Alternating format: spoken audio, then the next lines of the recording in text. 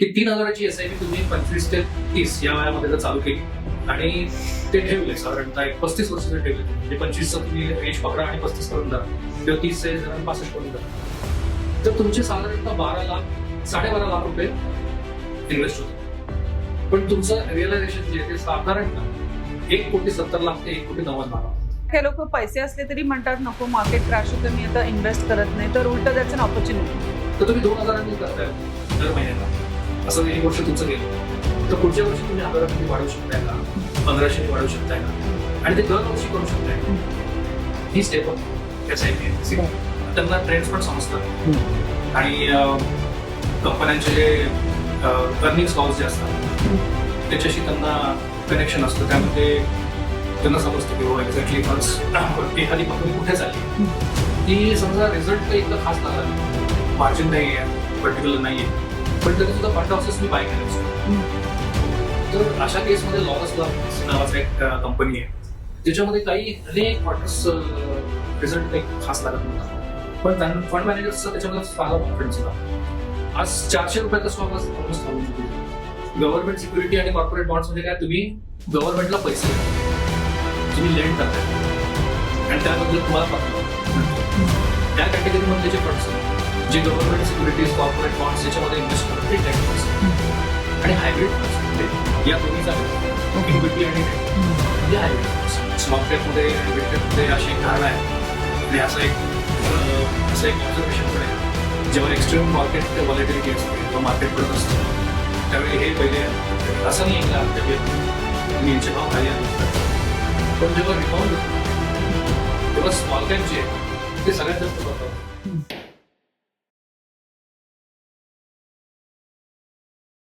मनीष पगार सर नमस्कार. आमच्या पॉडकास्टवर आल्याबद्दल धन्यवाद आणि वेळात वेळ काढून आलात त्याच्याबद्दलही धन्यवाद. सो आज आय थिंक महत्वाचा विषय आपण असा निवडलेला आहे की आय थिंक प्रत्येकाच्याच आयुष्यात हा एक कॉमन प्रश्न असतो की पैसे मिळतात म्हणजे समजा काही लोक नोकरी करतात काही लोक धंदा करतात किंवा बिझनेस करतात आणि त्यातनं मिळणारा जो पैसा आहे त्याची गुंतवणूक. सो आता गुंतवणूक म्हणलं की बरेच त्याच्यात प्रकार येतात पण सध्या आपण टीव्हीवर बघतो किंवा प्रिंट मीडियामध्ये बघतो की म्युच्युअल फंड सही आहे. तर हे आता लोकांच्या डोक्यात बरंच असं शिरल्यासारखं वाटतंय किंवा लोकांना असं त्याच्याबद्दल जाणून घ्यायची इच्छा आहे. तर आपण सुरुवातीला प्रॉब्ली त्याच्याबद्दल डिस्कस करू की म्युच्युअल फंड सही आहे आपण जेव्हा म्हणतो तर म्युच्युअल फंड म्हणजे नक्की काय. ओके तर तुम्हाला सांगू इच्छितो की म्युच्युअल फंड ही प्रॉपरली रेग्युलेटेड इंडस्ट्री आहे. जसं बँकांचा regulator reserve bank of India आहे तसं म्युच्युअल फंडचा regulator securities and exchange board of India आहे. आणि म्युच्युअल फंड कंपनीज इंडियामध्ये अराउंड 44 म्युच्युअल फंड कंपनीज आहेत. ओके त्यांना 25 वर्षाचा इतिहास आहे. या म्युच्युअल फंड कंपनीजच्या आणि सेबीच्या मध्ये एक रेग्युलेटर आहे एक संस्था आहे जिचं नाव आहे association of mutual funds of India. They act as a bridge between SEBI आणि म्युच्युअल फंड्स. जे सेबीच्या ज्या काही गाईडलाईन्स आहेत त्याचा कम्प्लायन्स आणि म्युच्युअल फंड्स लोकांपर्यंत पोहोचवणं हे काम KMFI करतं. आणि म्युच्युअल फंड्स म्हणजे काय तर साधारणतः तुम्ही तुमच्या सेव्हिंग्स मध्ये तुमचं बँक मधलं सेव्हिंग आपण जे FD रूपाने बघतो त्याच्यापेक्षा जरा जास्त खूप चांगला परतावा देणारं कुठलं जर व्हेकल असेल तर ते म्हणजे mutual fund. Okay mutual fund मधली गुंतवणूक दीर्घकाल गुंतवणूक हे तुमच्या लाईफ मधले महत्वाचे टप्पे जे आहेत रिटायरमेंट आहे फॅमिलीमध्ये असलेले काही महत्वाचे टप्पे आहेत. काही लोकांना हाऊस पाहिजे असतो घर बांधणी आहे तसंच लग्न आहेत हायर एज्युकेशन आहे यासाठीची प्रोव्हिजन करण्याचं एक व्हेकल म्हणजे म्युच्युअल फंड आहे. ओके तर आता दोन आहेत इन्स्ट्रुमेंट्स तसे, एक आहे डायरेक्ट शेअर ट्रेडिंग आणि एक आहे म्युच्युअल फंड्स. तर म्युच्युअल फंड्स का निवडावेत ओव्हर शेअर ट्रेडिंग म्हणजे ह्याच्यावरती काय तुमचं मत आहे का. काय शेअर ट्रेडिंग हा एक स्पेसिफिकली प्रॉपर प्रोफेशनल काय म्हणतात त्याला एक प्रोफेशन आहे. शेअर ट्रेडिंग म्हणजे शेअर ट्रेडिंग हे त्यांनीच करावं ज्यांनी त्याच्यामध्ये शिक्षण घेतलेलं आहे आणि त्याला माहिती आहे की कंपन्या कशा काम करतात त्यांचे क्वार्टरली रिझल्ट कसे असतात क्वार्टरली रिझल्ट मध्ये त्यांची डायरेक्शन काय फ्युचरसाठी आणि त्याप्रमाणे जी काही प्राइस व्हॉलिडिटी येते किंवा जागतिक काही घटनांमुळे जे काही अस्थिरता येऊ शकते हम्म. ते करण्याची क्षमता आणि तेवढा लागणारा पैसा हे जर त्याच्याकडे असेल त्यांनी शेअर ट्रेडिंग करावं. कारण काय असतं की शेअर मार्केटमध्ये प्रत्येक बायर समोर एक सेलर आहे. त्यामुळे शेअर्सचे भाव हे मिनिटाला किंवा म्हणायच्या पेक्षा सेकंदाला पण चेंज होत असतात. ज्यांच्याकडे होल्डिंगची कॅपॅसिटी आहे ते शेअर्स खाली गेले तरी होल्ड करू शकतात. ज्यांच्याकडे नाहीये त्यांनी शेअर मार्केट येण्यापेक्षा म्युच्युअल फंड्स कडे जावं. म्युच्युअल फंड्स मध्ये प्रॉपर स्टडी केलेला असतो त्यांचा. म्युच्युअल फंड मॅनेजर जे असतात त्यांचा मॅन्डेट असतो आणि त्यांचा गुंतवणूकदार जे असतात त्यांच्यासाठी दीर्घकालासाठी ग्रोथ आणणं हा त्यांचा बेसिक अजेंडा असतो. प्रत्येक शेअर असतो त्यांचा तो कुठल्या लेवलला त्यांनी घ्यायला पाहिजे, त्याची पुढची ट्रॅजेक्टरी काय, पुढची 3-4 क्वार्टरची ट्रॅजेक्टरी काय. त्याचबरोबरीने ते डायव्हर्सिफिकेशन म्हणून उदाहरण 50 स्टॉक्सचा पोर्टफोलिओ क्रिएट करू शकतात. ज्यामुळे काय होतं की तुम्हाला एखाद्या पर्टिक्युलर शेअरची व्हॉलॅटिलिटी जी असते, अस्थिरता, त्याचा सामना करायची गरज नाही. त्यामध्ये तुमचे प्रत्येक तुमच्या पोर्टफोलिओ मधले शेअर जे असतात म्युच्युअल फंड्सच्या ते एक वेगवेगळ्या पद्धतीने परतावा देणं आणि एक स्टॅबिलिटी देणं पोर्टफोलिओला आणि ग्रोथ करणं हे काम करत राहतात. म्हणजे असं आहे की ज्यांची risk taking ability towards the higher side असेल तर त्यांनी प्रॉबेबली शेअर ट्रेडिंग कन्सिडर करावं. पण जे सुरुवात करतात वगैरे त्यांनी म्युच्युअल फंडनी असं काय म्हणता येईल का आपल्याला त्याच्यामध्ये? असं म्हणूया की ज्यांना येतंय त्यांनी सुद्धा म्युच्युअल फंड करायला हरकत नाही. बरोबर.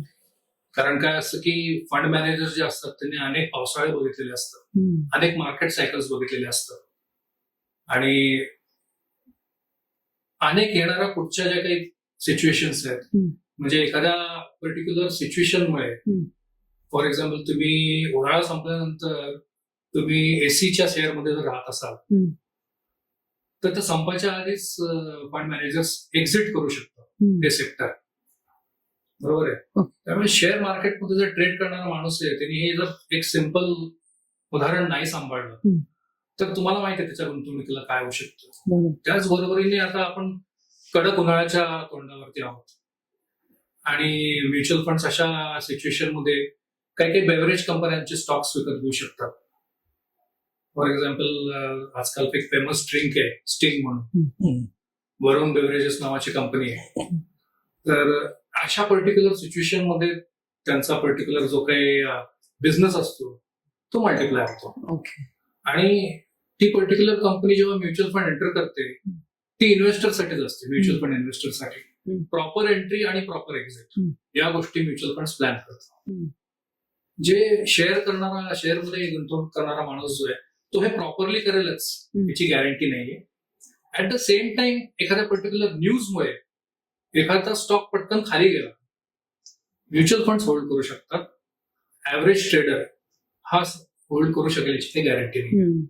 सो आपल्याला अजून एक गोष्ट जाणून घ्यायची की म्युच्युअल फंड्समध्ये जेव्हा आपण पैसे गुंतवतो तेव्हा ते ऍक्च्युअली कुठे इन्व्हेस्ट होतात आणि मग ते मॅनेज करण्यासाठी टिपिकली फंड मॅनेजर ही जी कन्सेप्ट आहे तर त्यांनी कितपत मदत होते आणि कशी मदत होते?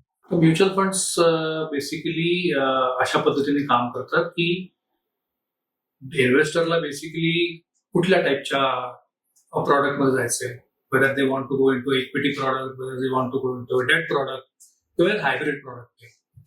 त्याप्रमाणे कसं असतं की म्युच्युअल फंड्स एक पूल क्रिएट करतात स्टॉक्सचा पूल जेव्हा क्रिएट करतात तेव्हा ते हे बघतात की त्यांचं ॲलोकेशन प्रत्येक स्टॉकला किती आहे आणि पर्टिक्युलर कंपनीमध्ये एंटर केल्यानंतर त्या कंपनीची डायरेक्शन कशी आहे. म्हणजे एखाद्या कंपनीने क्वार्टरली रिझल्ट चांगला दिलाय पण तो रिझल्ट काही वन ऑफ्समुळे तर चांगला नाही आलेला आहे, काही एका अशा कुठल्या फॅक्टरमुळे की त्याच्यामुळे तो चांगला दिसतोय, पण पुढचे क्वार्टर्स काही इतके काही चांगले नसतील तर they may take a decision to not invest.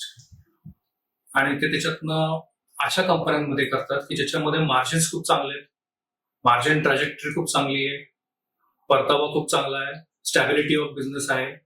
हे सगळं बघून म्युच्युअल फंड काम करतो. त्याच्यामध्ये फंड मॅनेजर जे असतात ते व्हॉलेटिलिटी असते फंड मधली त्याच्यावरती त्यांचं लक्ष असतं. त्या व्हॉलेटिलिटीशी कसं डील करायचं हे त्यांना अनेक वर्षांच्या अनुभवातनं समजलेलं असतं. त्यामुळे त्याचं एका पर्टिक्युलर लेवलला त्यांना वाटलं की आपण एक्झिट करायचंय. त्याचप्रमाणे वरती स्टॉक जर गेला आणि तो एका रेजिस्टन्स लेवलला आला की बाबा इच्छा पुढे तो जाऊ शकत नाहीये, तर ते प्रॉफिट्स पण बुक करू शकतो. हा बेसिकली आपण म्हणूया की ही सुविधा जी आहे ती म्युच्युअल फंड्समध्ये आहे. तुम्हाला रोजच्या बेसिसवरती त्याच्यावरती लक्ष ठेवायची गरज नाहीये. तुम्हाला त्याच्यावरती स्ट्रगल करायची गरज नाहीये. तुमच्यासाठी फंड्स काम करतात. तुम्ही तुमचं काम रोजच्या बेसिसवरती तुमचं प्रोफेशन जे आहे त्याप्रमाणे तुम्ही करू शकता. करेक्ट. सो म्हणजे म्युच्युअल फंड आणि त्याच्यावर असलेला निगडीत जो फंड मॅनेजर आहे हे असणं फार गरजेचं आहे. This is the actual right combination. Fund manager actually त्यांना ट्रेंड्स पण समजतात आणि कंपन्यांचे जे अर्निंग कॉल्स जे असतात त्याच्याशी त्यांना कनेक्शन असतं. त्यामुळे त्यांना समजतं की बाबा एक्झॅक्टली फंड्स एखादी कंपनी कुठे चालली आहे. काही कंपन्यांचं मी तुम्हाला एक उदाहरण द्यायचं झालं तर ते असेही कॉल घेतात की समजा रिझल्ट काही इतका खास लागला नाही, मार्जिन नाही पर्टिक्युलर नाहीये, पण तरी सुद्धा फंड हाऊसेसनी बाय केलाय स्टॉक. तर अशा केसमध्ये लॉरस लॅब्स नावाचा एक कंपनी आहे ज्याच्यामध्ये अनेक क्वार्टर्स रिझल्ट काही खास लागत नव्हता, पण फंड मॅनेजर्सचा त्याच्यामध्ये चांगला कॉन्फिडन्स होता. आज ₹400 स्टॉक आज ऑलमोस्ट ₹1000 आहे. त्यामुळे यू कॅनॉट म्हणजे त्यांचं नॉलेज जे आहे आणि त्यांचा जो बिलीफ आहे फंड मॅनेजर्सचा, तो बिलीफ हा इन्व्हेस्टरला कायम फायदा देऊन जातो. सो फंड मॅनेजरचं हे काम आहे. त्याचबरोबरीने जिथे जिथं रिझल्ट चांगले नाहीये आणि पुढच्या अनेक क्वार्टर्समध्ये अशी एक शक्यता आहे की ते येऊ शकत नाही, तर ते एक्झिट करतात. मॅन्डेट कारण हा इन्व्हेस्टरसाठी. सर, तुम्ही मगाशी बोललेलात की इक्विटी, डेट आणि हायब्रिड फंड्स, तर ह्याचा थोडासा अर्थ समजून सांगाल का मला? इक्विटी फंड्स म्हणजे काय करतात की ते फक्त कंपन्यांच्या, तुम्ही का नावं ऐकलेली असतील किंवा रिलायन्स किंवा आपल्या घरामध्ये कोलगेट टूथपेस्ट सगळेजण वापरतात किंवा दुसरी कुठली, पण आपण टूथपेस्टशी जेव्हा रिलेट करतो तेव्हा कोलगेट बरोबर रिलेट करतो, बिस्किटाबरोबर रिलेट करतो तेव्हा ब्रिटानिया बरोबर रिलेट करतो.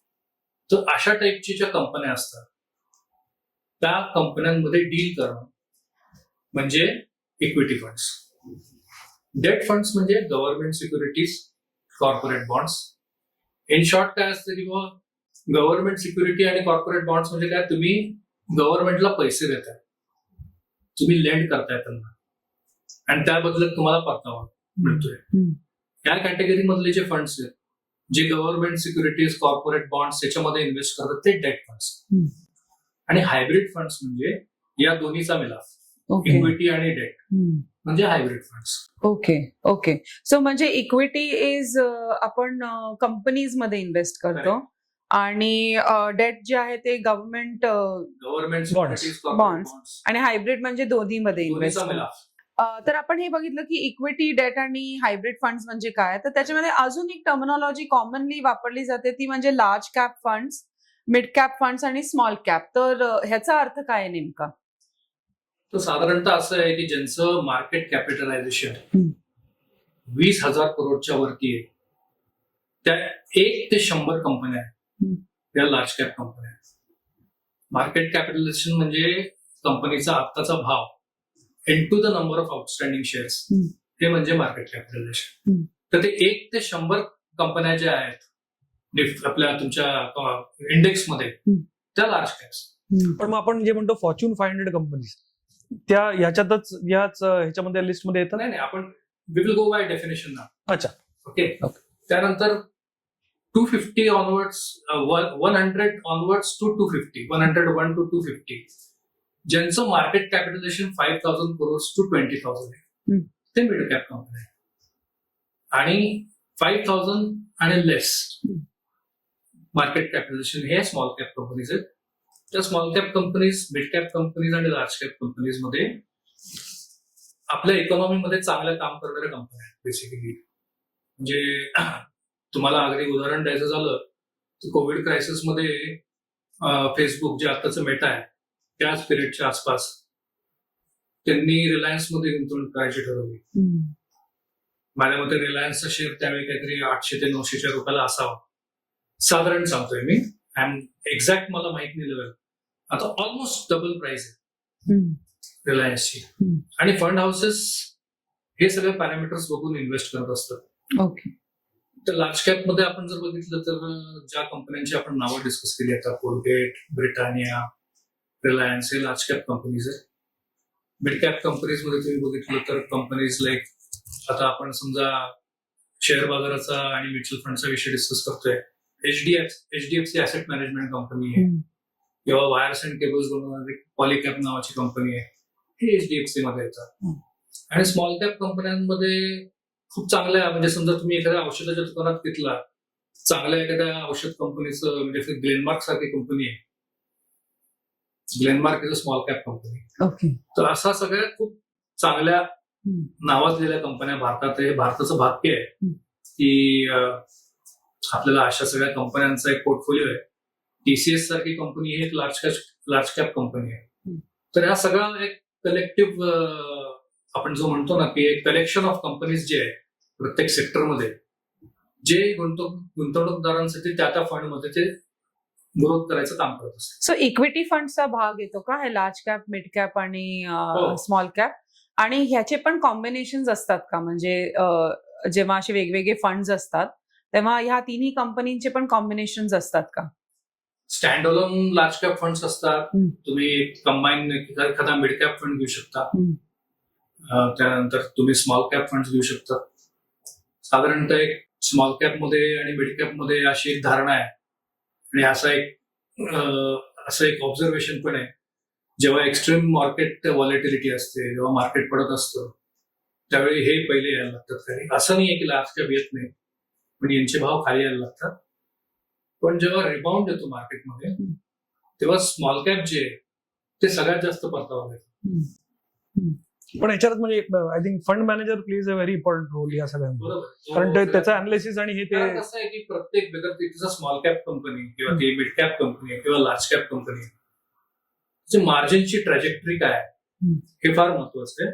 आणि फंड मॅनेजर्स हे त्यांच्या वर्षानुवर्षाच्या अनुभवानुसार आणि त्यांच्या क्वार्टरली रिझल्ट्सनुसार त्यांना माहिती असतं की बाबा कुठल्या पद्धतीने हे चाललेलं आहे.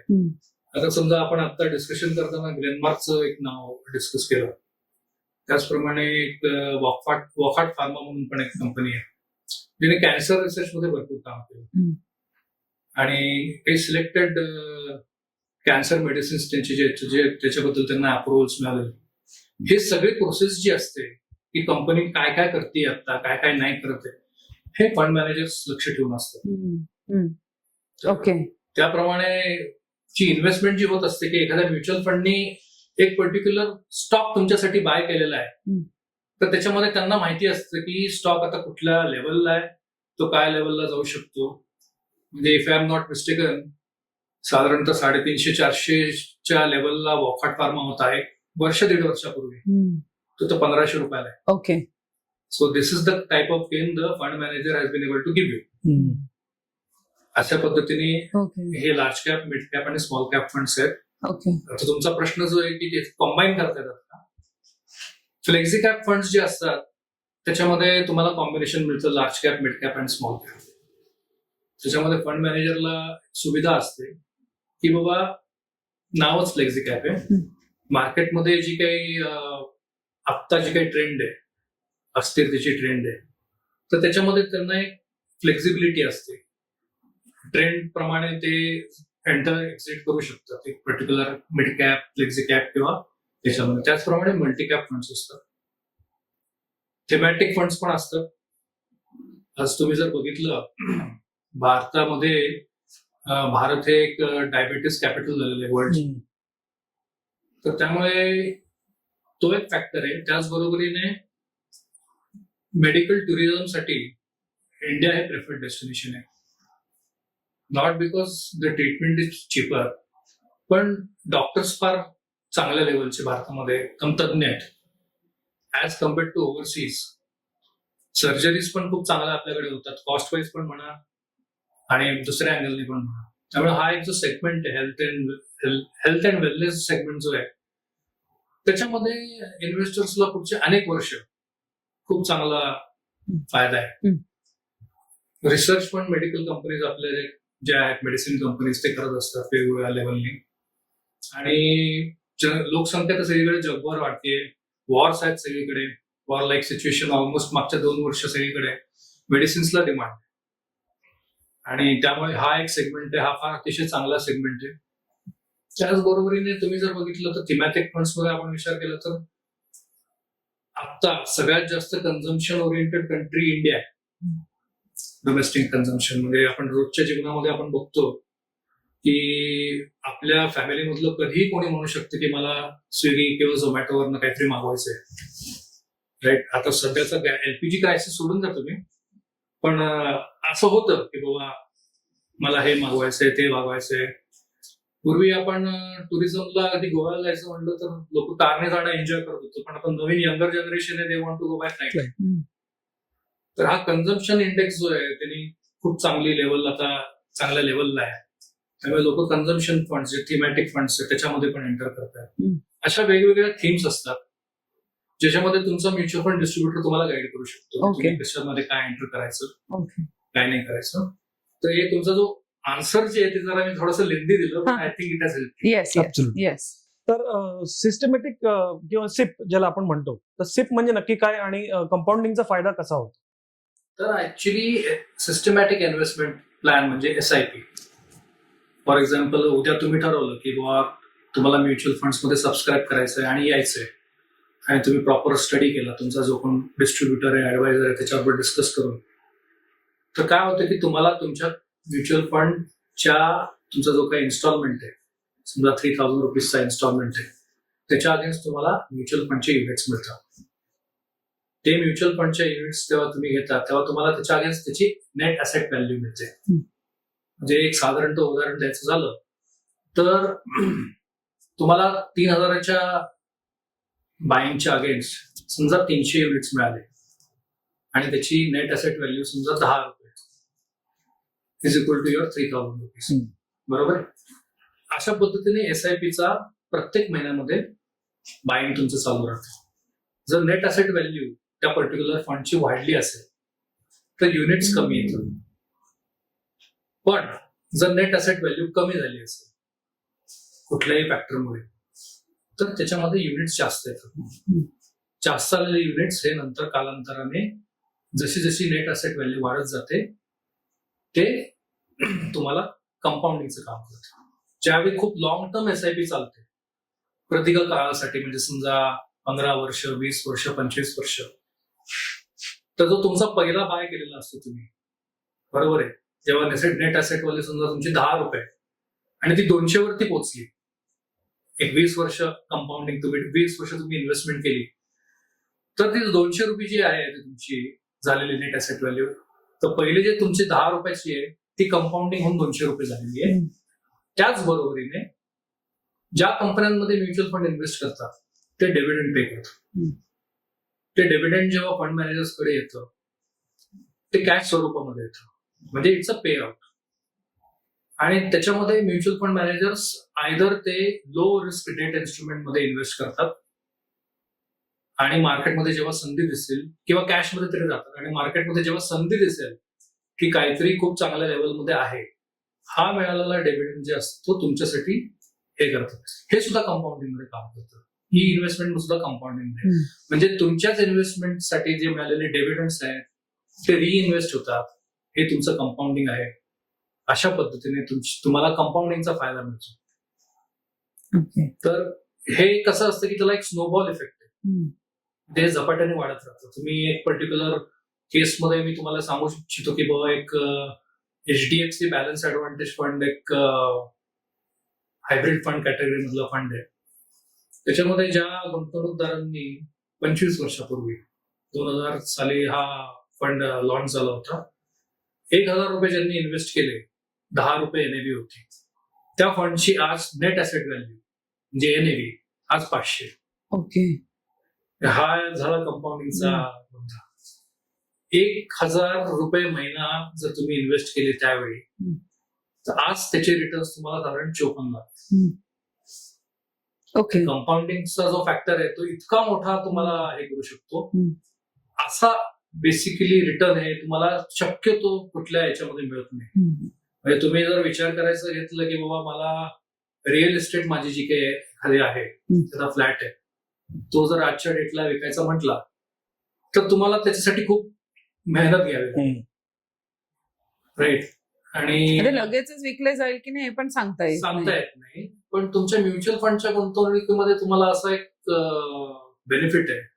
तुमचं जे काही कॉर्पस झालंय, म्हणजे ह्या पर्टिक्युलर आपण उदाहरण डिस्कस केलं की 54 लाखचं कॉर्पस आहे आणि तुम्हाला इमिजिएटली 10 लाख 8 लाख काही लागतायत, तर ते तुम्ही त्याच्याबद्दल प्रोव्हिजन करू शकता म्युच्युअल फंडच्या तुमच्या कॉर्पस म्हणून. पण तुमचा एखादा रेंटल आपलं तुमचं एखादा रिअल इस्टेट ऍसेट आहे, त्याचा पार्ट तर तुम्ही विकू शकत नाही Correct, त्या पर्टिक्युलर correct. गोष्टीसाठी. तर हा एक फार मोठा फॅक्टर आहे.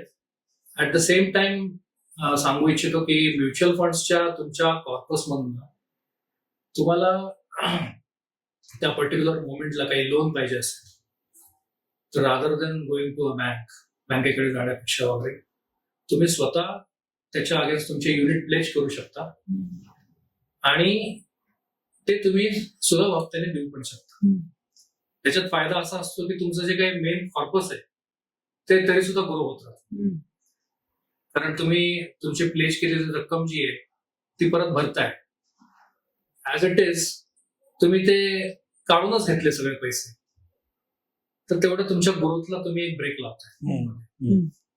तर कंपाऊंडिंग बद्दल पण मी तुम्हाला सांगितलं, त्याच्या फायद्यांबद्दल जे काय कॉर्पस तयार झालेलं त्या फायद्यांबद्दल पण मी तुम्हाला सांगितलं. थोडासा एक वेगळा विषय होता याच्यामध्ये, पण मी म्हटलं इन्क्लूड करूया आता आपण डिस्कस करतो. नाही, पण ही इन्फॉर्मेशन अधिक महत्वाची होती की Yes. ज्याच्यामध्ये येस येस. तुम्ही म्हणलात की काही युनिट्स तुम्ही प्लेज करून त्याच्या लोन सुद्धा घेऊ Loan घेऊ शकता. हो, instead युजली of- काय इंटरेस्ट असतं ह्या लोन वरती, काय ते चेंजेस? चेंज असतात की तुम्ही आता कोणाकडनं घेताय, हा.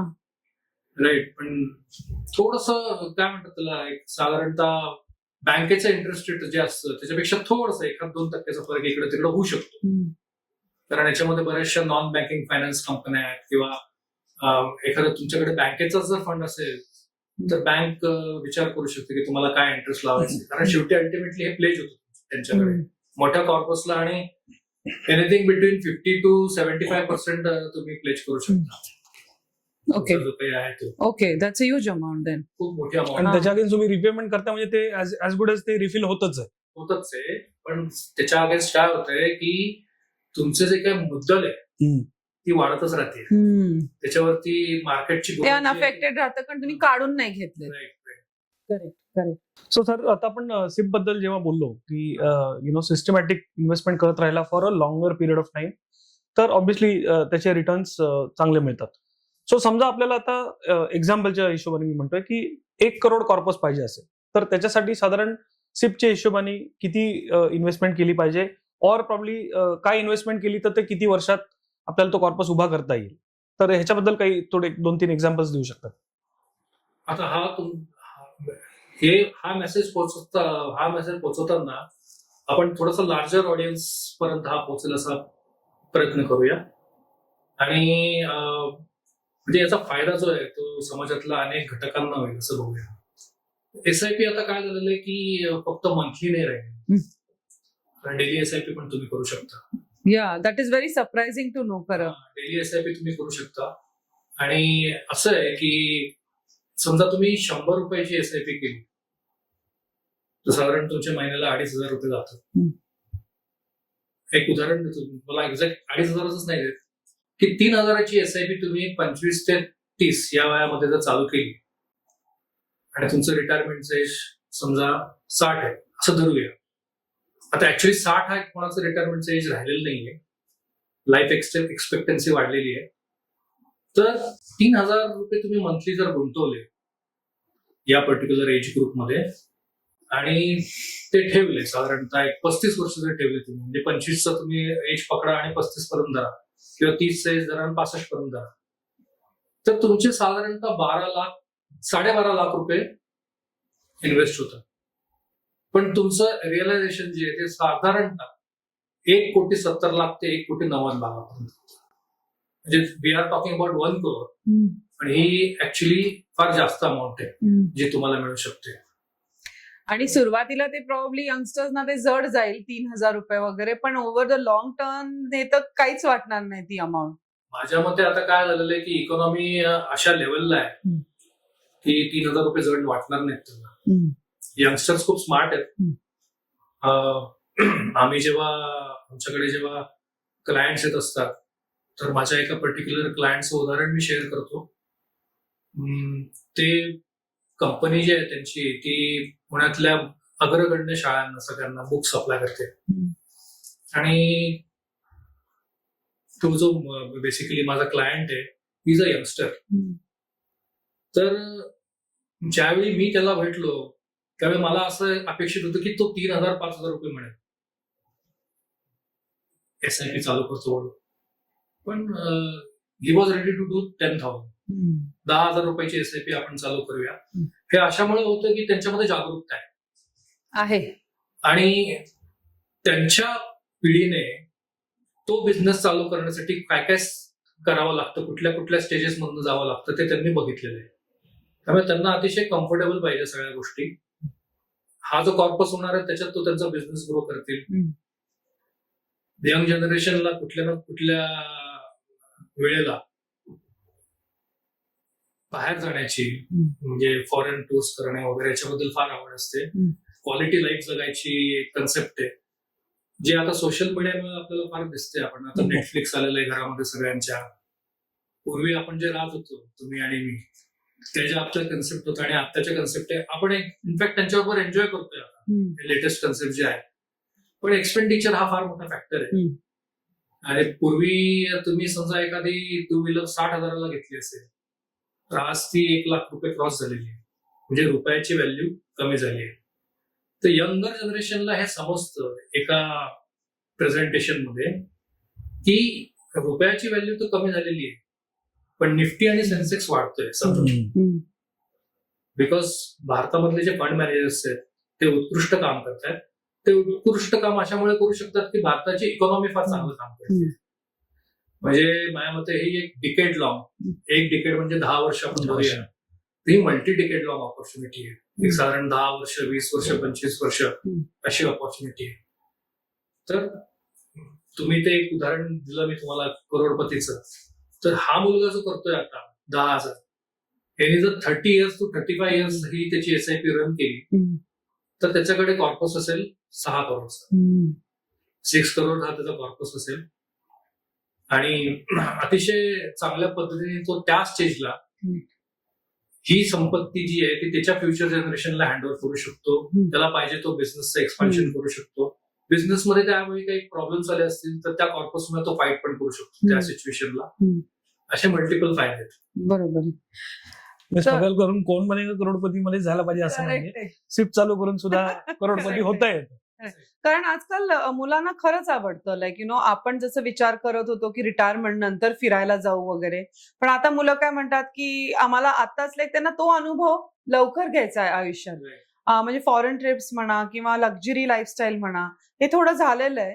आणि असं जर त्यांना सपोज फॉरेन ट्रिप्सचं यंग मुलांना प्लॅन करायचं असेल तर ह्याच्यामधनं त्यांना उपयोग होईल त्याचा. होऊ शकतो त्यांना, प्रॉब्लेम नाहीये. जे मी तुम्हाला लोनचं सांगितलं होतं म्युच्युअल फंडच्या अगेन्स्ट लोन्स मिळू शकतात तुम्हाला. करेक्ट. ते एक दीर्घकालीन लोन जे आहे किंवा एक अल्पकालीन लोन जे ते घेऊ शकतात. त्यांचं कुठलीही सिच्युएशन डिस्टर्ब होणार नाही अशा पद्धतीने. फक्त ट्रिपसाठीच नाही, तुम्ही वेगवेगळ्या तुमच्या रिक्वायरमेंट्स असतात लाईफमध्ये. म्हणजे एखादं तुम्हाला वेडिंग, एखाद्या घरात एखादं लग्न आलेलं आहे काय आणि तुम्ही एक मनामध्ये काही आडाखाडे बांधलेत की बाबा माझा खर्च इतका होणार आहे. पण लग्न ही अशी एक सिच्युएशन असते घरामधली की सगळे उत्साहित असतात आणि त्या मोमेंटला प्लॅन केलेल्यापेक्षा जास्तच होतं. पण त्यावेळी तुमच्याकडे सोय पाहिजे आणि तुमच्याच कॉर्पस मधनं झालेली सोय की तुमच्या सगळ्या इच्छाशक्ती तुम्हाला ज्या पद्धतीने ते करायचंय ते सगळं ते फार सुंदर पद्धतीने तुम्ही हँडल करू शकता. बऱ्याचशा पालकांना आजकाल हे माहित नसते की त्यांच्या मुलं एक पर्टिक्युलर एज पर्यंत खेळणारे, बागडणारे वगैरे असतात, पण नंतर अचानक ते सांगू शकतात की मला स्पोर्ट्स मध्ये करिअर करायचंय, मे बी मला डॉक्टर बनायचंय, सम मे से की मला दुसरं कुठलं प्रोफेशन करायचं ज्याच्यामध्ये खर्च खूप जास्त आहे. त्यावेळी तुम्हाला हा कॉर्पस जो आहे तो फार महत्वाचा असतो. हे सगळे फॅक्टर्स बाजूला ठेवूया. आपण ऍज इंडिव्हिज्युअल्स पण कोणाला नकोय फार मोठा धनसंचय स्वतःसाठी, बरोबर. आणि अल्प सेव्हिंग करून होऊ शकतं ते. हम्म. सगळ्यात महत्वाचा फॅक्टर याच्यामध्ये की डिसिप्लिन हे फार महत्वाचे. करेक्ट. अशी एखादी सिच्युएशन आली की बाबा तुमची सिस्टमॅटिक इन्व्हेस्टमेंट प्लॅन मधली इन्स्टॉलमेंट जी आहे तुमची 2-3 महिने तुम्हाला असं वाटतंय की बाबा नाही जमत आहे मला, तर SIP तुम्ही होल्ड करू शकता पर्टिक्युलर त्याच्यासाठी काही कर्ज घ्यायची काही गरज नाहीये, आणि त्यानंतर तुम्ही रिझ्यूम पण करू शकता, काही प्रॉब्लेम नाही. पण तुम्हाला थोडीशी ती प्रोसिजर परत करावी लागेल. पण it's a very wonderful vehicle. प्रत्येकाला अप्स अँड डाऊन्स आहेत. पण त्याचा काही फिक्स कालावधी आहे का? म्हणजे तुम्ही 3 महिन्यात स्टॉप करू शकता किंवा 6 महिन्यात स्टॉप करू शकता, असं काही मला नाही? असं वाटलं की मला 4 दिवसांनी असं वाटलं की या 4 दिवसानंतर माझे 2 महिन्याची काही प्रोव्हिजन होत नाहीये, तर तुम्ही सांगू शकता. म्हणजे तुम्ही एखादं बर्डन त्या गोष्टीचं ऍज अ डिसिप्लिन म्हणून तुम्ही फंड्स अरेंज करू शकता. पण तुमच्याकडे नाही सोय म्हटल्यावरती तुम्ही थोडंसं स्टॉपेज करू शकता. आणि ती पण properly सोय आहे. तुम्हाला तुमच्या बॅक ऑफ द माइंड आहे की मला माझे हे टार्गेट्स अचीव्ह करायचे, तर तुम्ही प्रोव्हिजन करणारच, ही गॅरंटी आहेच. पण या सिच्युएशन मधनं बरेचसे इन्व्हेस्टर्स जातात. अशी रिक्वेस्ट तर जसं तुम्ही बोलत होता की आपण हे स्टॉप करू शकतो, की तर अनेक वेळेला असं होतं की मार्केट क्रॅश व्हायला लागल्यावरती लोकांना वाटतं की आता म्युच्युअल फंड थांबवून टाकावे ते, तर ते त्याच्या बाबतीत पण हे असंच लागू होईल का त्या त्याच्यामध्ये? बाबतीत तर बिलकुल करू नये. कारण तीच एक अशी सिच्युएशन असते की ज्याच्यामध्ये तुमची संपत्ती, आपण जे कंपाऊंडिंग बद्दल मगाशी बोललो, ते कंपाऊंडिंग यावेळी लागू होतं. जेव्हा जेव्हा मोठे क्रॅशेस होतात तेव्हा foreign institutional investors, domestic institutional investors म्हणजे तुमचे LIC, म्युच्युअल फंड झाले, हे मोठ्या प्रमाणावरती खरेदी करतात चांगल्या स्टॉकमध्ये. म्हणजे ज्यावेळी मार्केट खूप हाय लेवलला आहे किंवा असं फंड मॅनेजर्सला जेव्हा जाणवतं की बाबा मार्केट आता खाली जाऊ शकतं, तेव्हा ते त्यांची कॅश लेवल जास्त ठेवतात. मग टिपिकली आता आपण जे करंट सिनारिओ पाहतोय की ज्याच्यामध्ये युद्ध चाललंय बऱ्याच ठिकाणी, कॅश लेवल्स ते त्यांचे जास्त ठेवतात. कधी कधी ते ऍज 20% असतात. 6% ते 20% कॅश लेवल्स ठेवतात ते, आणि त्या पर्टिक्युलर मोमेंटला ते डिप्लॉय करतात. मग जेव्हा ती कॅश, तो फंड जेव्हा डिप्लॉय होत असतो तेव्हा त्यावेळी तुम्ही तिथं असणं गरजेचं आहे. ह्या घटकांव्यतिरिक्त मोठमोठे हाय नेटवर्थ इंडिव्हिज्युअल्स जे आहेत, प्रोप्रायटरी ट्रेडर्स जे आहेत, हे सगळे या संधीचा फायदा घेतात. म्हणजे खूप चांगले लर्नेड इन्व्हेस्टर्स जे आहेत ते बेसिकली अशा पर्टिक्युलर क्रॅशमध्येच त्यांचे फंड्स गुंतवतात. म्हणजे स्टॉप करायची गरज नाहीये. काय लोक पैसे असले तरी म्हणतात नको, मार्केट क्रॅश होतं, मी आता इन्व्हेस्ट करत नाही, तर उलट दॅट्स अन ऑपॉर्च्युनिटी. खूप मोठी ऑपॉर्च्युनिटी असते. कारण काय असतं की तुम्ही एखादा पिरियड बघितला 1-17 महिन्याचा वगैरे, की ज्याच्यामध्ये मार्केट तसं कुठे जात नाही डायरेक्शनल बेस, आणि त्याचबरोबर करेक्शन पण आलेलं आहे. अशा प्रत्येक ड्रॉप नंतर तुम्ही जर स्टडी केलं तर मार्केटनी पहिल्या वर्षामध्ये साधारणतः 16-17% बाउन्स दिलेला आहे, आणि जर कलेक्टिव्हली 36 महिन्याचा पिरियड पकडला आहे तर ऑलमोस्ट 40% रिटर्न्स दिले ड्रॉप पासूनच. त्यामुळे ही संधी असते, आणि ही मिस्टेक शक्यतो कोणी करू नये. तुम्ही सुरुवात केलेली आहे संपत्ती गोळा करण्यासाठी, तर तुम्ही का घाबरताय मार्केट खाली गेल्यावर? म्हणजे ते तर होणारच. That is part and parcel आहे, Part and roller parcel. Coaster आहे. करेक्ट. रोलर कोस्टर आहे. पण त्याच्यामध्ये आता थोडंसं SIP बद्दलच एक थोडंसं मागे जाऊ. आणि अजून एक प्रश्न माझा असा होता की SIP मध्ये तुम्ही म्हणलात की सिस्टमॅटिक इन्व्हेस्टमेंट चालू असते, मंथली, डेली, वॉट एव्हर जे काही ऑप्शन्स आहेत. पण समजा अशी काही कुणावर वेळ आली की त्याच्याकडे रेग्युलर जे तो गुंतवणूक करतोय ते आहेच आहे, पण त्याच्याकडे काही सरप्लस अमाऊंट आली आहे आणि he wants to invest that as part of the ship or something else, तर अशा वेळी काही प्रोव्हिजन्स अवेलेबल आहेत? काय तुम्ही बेसिकली त्या पर्टिक्युलर सिच्युएशनला तुमचे जे काही फंड्स आहेत, तर तुम्ही तुमच्या डिस्ट्रीब्युटर्सशी, तुमच्याकडे ऍडवायझर असेल त्याच्याशी बोलून ते प्रॉपरली डिप्लॉय करू शकता. प्रॉपर डिप्लॉयमेंट ही फार इम्पॉर्टंट आहे. मागच्या वेळी आपण साधारण थोड्या वेळापूर्वी आपण 1 कोटी कॉर्पस बद्दल बोललो होतो. मी म्हणलं होतं की 1 कोटी काय फार लहान रक्कम आहे, पण आपण एक फिगर पर्यंत आलो की साधारण 1.25-2 कोटी पर्यंत 3,000च्या SIPनी 35 वर्ष तुम्ही जर केली एखाद्या यंगस्टरने, पण तिथं तुम्ही स्टेप अप SIP जर केली, म्हणजे काही वर्षांसाठी तुम्ही 1,000 जर वाढवत गेला तुमचं, तर तुम्हाला इतके वर्ष थांबायची गरज नाही. ते थोडंसं तुमचे टार्गेट्स थोडक्यात टेन्युअर कमी होईल. टेन्युअर कमी होतं. याच्यासाठी तुम्ही ज्याच्याबरोबर कम्फर्टेबल आहात त्याच्याबरोबर बसून ते प्रॉपर डिस्कस करायला पाहिजे आणि मग तुम्ही प्लॅन करायला पाहिजे हे सगळं, या सगळ्या सर्व गोष्टी ज्या आहेत. सर एकदा स्टेप अप म्हणजे काय थोडंसं समजावून सांगाल का? स्टेप अप म्हणजे काय की समजा तुम्ही यावर्षी एक 2,000 रुपयाची SIP करताय. आपण असं धरूया की तुमचे एक्सपेन्सेस आणि तुमची सॅलरी याच्याशी रिलेटेड समजा तुमची इन्व्हेस्टमेंट असेल आणि समजा तुम्ही 2,000ची, हे अगदी सोप्या टर्म्स मध्ये सांगतोय, छोट्या अमाऊंट सांगतोय. असं नको वाटायला की खूप जास्त अमाऊंट सांगतोय. लोक ऍक्च्युली मी सांगतोय ते अमाऊंट फार लहान आहेत, लोक मोठी इन्व्हेस्टमेंट करतात. तर तुम्ही 2,000 करताय दर महिन्याला, असं 1 वर्ष तुमचं गेलं, तर पुढच्या वर्षी तुम्ही 1,000 ते वाढवू शकताय का, 1,500 वाढवू शकताय का, आणि ते दरवर्षी करू शकताय का? ही स्टेप अप SIP आहे बेसिकली. म्हणजे एव्हरी इयर एक त्याच्यामध्ये अमाऊंट ऍड करत जायची, ते वर्षभर तीच अमाऊंट ठेवायची, परत पुढच्या वर्षी जमलं तर ऍड करायचं. ओके. आणि हा जो मुद्दा आहे किंवा तुमच्याकडे ऍडिशनल फंड्स अवेलेबल होतात, हा बेसिकली भारतामध्ये जर बघितलं तुम्ही, भारतामध्ये ही एक फार मोठी संकल्पना आहे बोनस, दिवाळी बोनस. जगात माझ्यामध्ये कुठेही मिळत नाही, पण भारतात मिळतो. तर तो एक फॅक्टर असा आहे की त्यावेळी तुम्ही एक छोटी रक्कम तुम्हाला जे काही दिवाळीमध्ये खर्च करायचे, तिथे मलाही जितकं आहे तितकं कमीच आहे, पण एक थोडी रक्कम तुमची जी आहे ती तुम्हाला अवेलेबल होईल तशाप्रमाणे तुम्ही इन्व्हेस्ट करावी. आणि ज्या काही समाजातले घटक आहेत जे कामामध्ये सतत बिझी असतात, फॉर एक्झाम्पल तुम्हाला उदाहरण द्यायचं झालं तर डॉक्टर्स फार मोठा घटक आहे. त्याचप्रमाणे तुम्ही एखादा दुसरा तुम्ही स्वतः एक्सप्लेन करू शकाल की जे बेसिकली हॉस्पिटल मधले डॉक्टर्स सकाळपासून जातात तर ते रात्रीपर्यंत कुठल्या ना कुठल्या याच्यामध्ये आहेत. त्यांच्यासाठी म्युच्युअल फंड हे काम करू शकतो.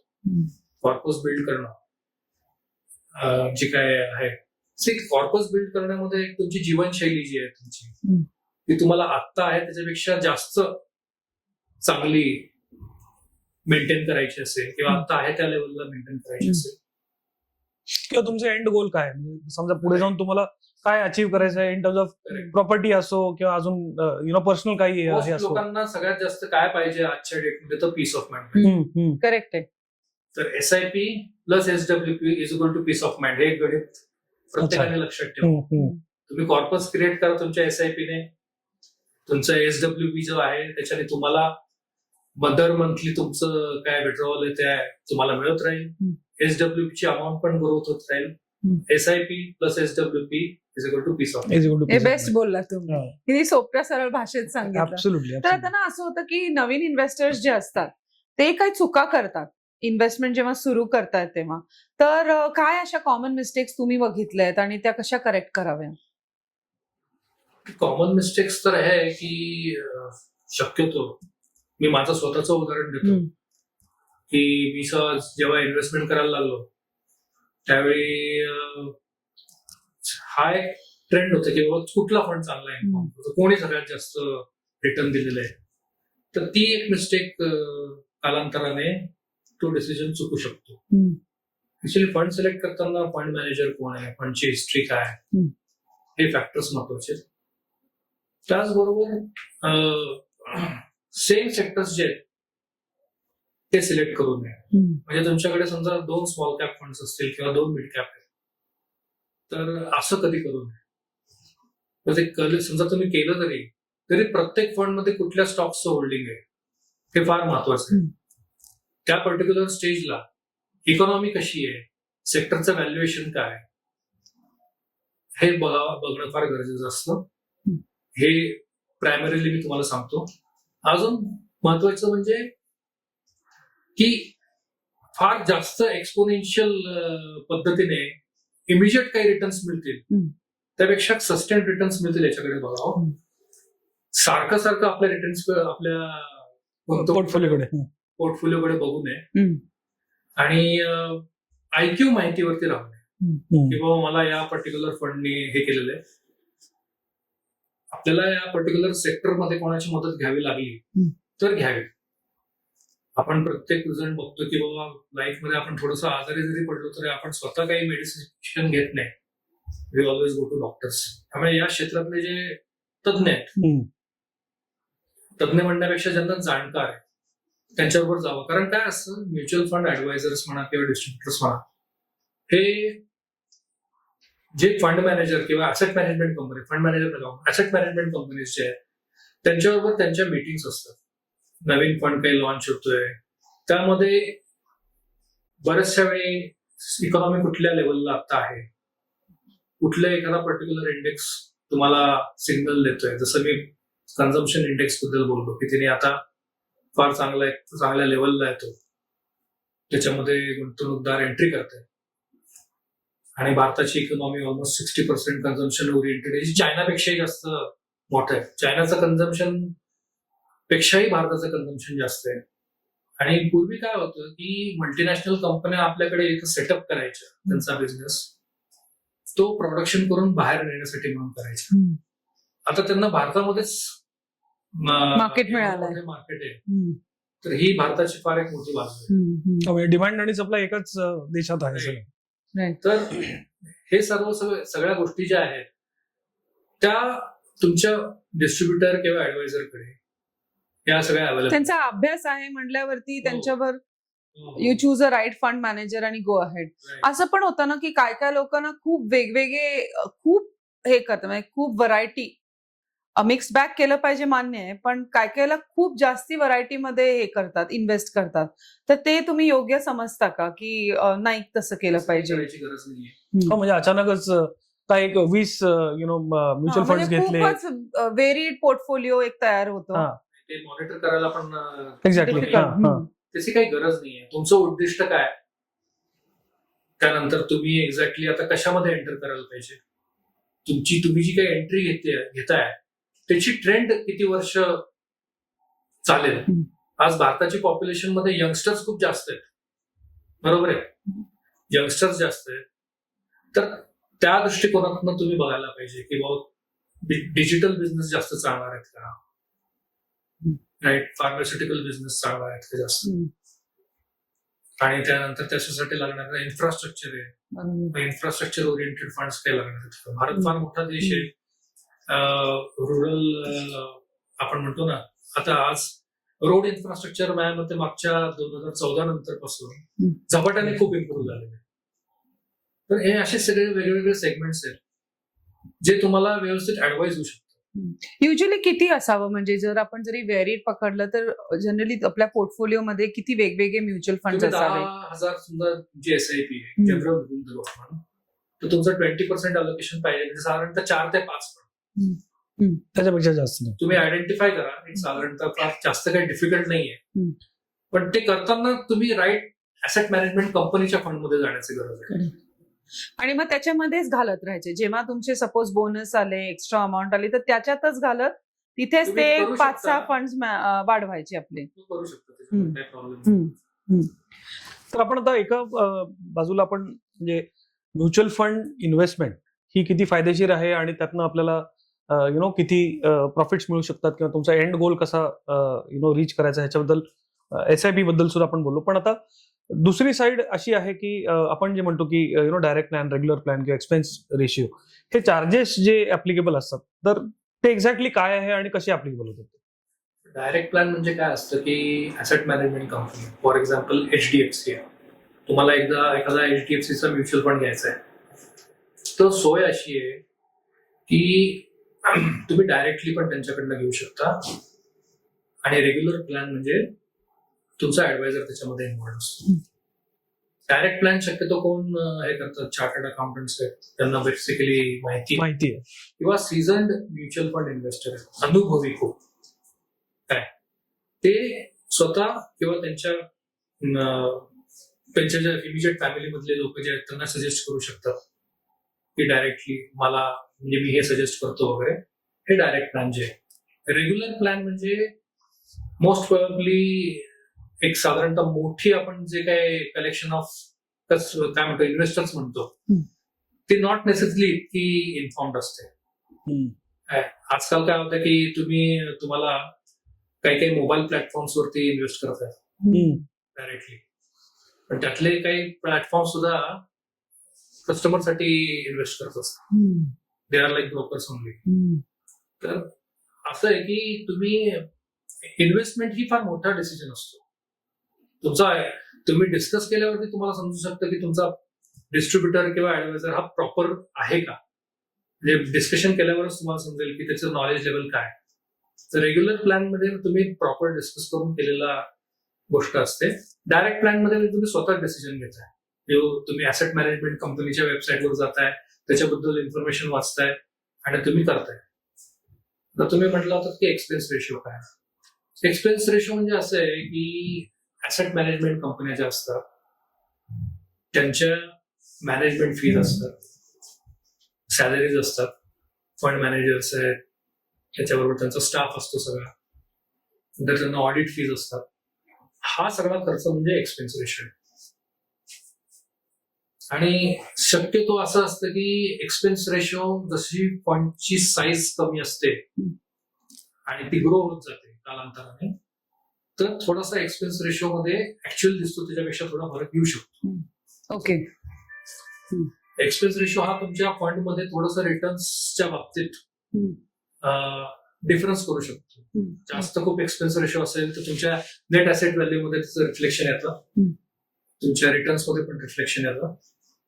पण जसं जसा फंड वाढतो आणि तुम्ही एक्सपोनेन्शियली ग्रो होत राहता, त्यावेळी मग लोक काही त्या गोष्टीकडे इतकं पण काही हार्ड अँड फास्ट बघत नाही. असतात काही काही लोक की बाबा मला इतका एक्सपेन्स रेशो नको आहे, तितका एक्सपेन्स रेशो नको. पण मग काय होतं की खूप जास्त स्वस्त एक्सपेन्स रेशो बघायला तुम्ही गेला तर मग तुम्हाला नेट ऍसेट व्हॅल्यू पण त्याप्रमाणे जास्त असलेला फंड मध्ये जावं लागतं. सो ऍक्च्युली माझा असा हा प्रश्न आहे, स्पेशली हाऊसवाईफ ज्या आहेत ना, तर त्यांना असं वाटतं की आपण काय कमवत नाही आहोत, तर आपण कसं म्युच्युअल फंड मध्ये इन्व्हेस्ट करायचंय. तर त्यांच्यासाठी तुमचा काय मेसेज असेल, म्हणजे त्यांच्यासाठी सहज सोपं सरळ काय मार्ग आहे याच्यामध्ये. माझ्या मते म्युच्युअल फंड हे सिम्प्लिफाईड टूल आहे. काय तर त्यांनी एक मनाशी गाठ धरावी की मला करायचंय. साधारणतः हाऊसवाईफचा मेन फोकस जो असतो इमिजिएट फॅमिलीमध्ये तो त्यांच्या मुलांकडेच असतो. आता प्रत्येक लग्न झालेल्या माणसाला 1-2 वर्षांनी समजून येतं की हाऊसवाईफचा मेन फोकस कुठे आहे काय. तर त्यांचं लक्ष तिथं असतं आणि त्याचबरोबरीने त्यांना चिंता पण असते की बाबा एक पर्टिक्युलर एज झाल्यानंतर, नोकरीचे काही वर्ष संपल्यानंतर किंवा एक काम करत जे कुठलं काम हाताशी घेतलेलं आहे, म्हणजे त्या बेसिकली शेतीमध्ये असतील किंवा छोटा मोठा बिझनेस करत असतील, तर त्यांना असं वाटत राहतं की बाबा एक पर्टिक्युलर एज नंतर आपल्याला फंड्स कुठनं मिळतील, आपल्याला इन्कम कुठनं मिळेल. त्यांच्यासाठी हे अतिशय खूप चांगलं आहे. तुमची छोटी गुंतवणूक फार मोठी रक्कम. सो मला एक सांगा, like just for the housewife also who are listening, तर जर तुम्ही काहीच नोकरी करत नसाल तरी पण तुमच्या नावाने म्युच्युअल फंड्स घेणं शक्य आहे का? काही प्रॉब्लेम नाही, घेऊ शकता तुम्ही. ओके. म्हणजे any housewife who is not working, तिला जर म्युच्युअल फंड इन्व्हेस्टमेंट सुरू करायचे तर ती करू शकते का स्टार्ट? खूप चांगला प्रश्न आहे तुमचा, खूप छान प्रश्न आहे. त्यामध्ये त्या हाऊसवाईफचाच नाही, अख्ख्या फॅमिलीचा सिक्युरिटीचा प्रश्न असतो. आणि माझ्या मते बऱ्याचशा घरांमध्ये असं असतं की बाबा कधी काही जेंटलमॅनकडे काही पैशाची रिक्वायरमेंट आली तर कधी कधी हाऊसवाईफ सांगते की काळजी करू नका, मी तुम्हाला देते. Correct, right, correct. तर त्या केसमध्ये जर अशी फॅसिलिटी जर असेल तर आय थिंक फार मोठा हेल्पिंग हँड. आणि त्या बायकांना एक दूरदृष्टी असते की आणि एक चिंता पण असते की बाबा कशा पद्धतीने पुढच्या गोष्टी होईल. हे वाक्य बऱ्याचशा घरांमध्ये ऐकायला मिळतं. आणि स्वतःमध्ये पण एक कॉन्फिडन्स येतो ना, जेव्हा आपले स्वतःच एक ऍसेट किंवा पैसे जमा व्हायला लागतात, तर एक छोटी रक्कम सुद्धा, जसं तुम्ही बोललात की तुम्ही 100 रुपये एव्हरी डे सुद्धा इन्व्हेस्ट करू शकता. सो ही खूपच छोटी अमाऊंट आहे. आणि तसं पण आपण एरवीच असे खर्च करत असतो 100 रुपये इथे तिथे, तर ते डेफिनेटली फायनान्शियल सिक्युरिटी बद्दल बोलताय तुम्ही. फायनान्शियल सिक्युरिटी म्हणा किंवा एक आपलं काहीतरी स्वतःचं आहे, हा एक भाग झालाच ना.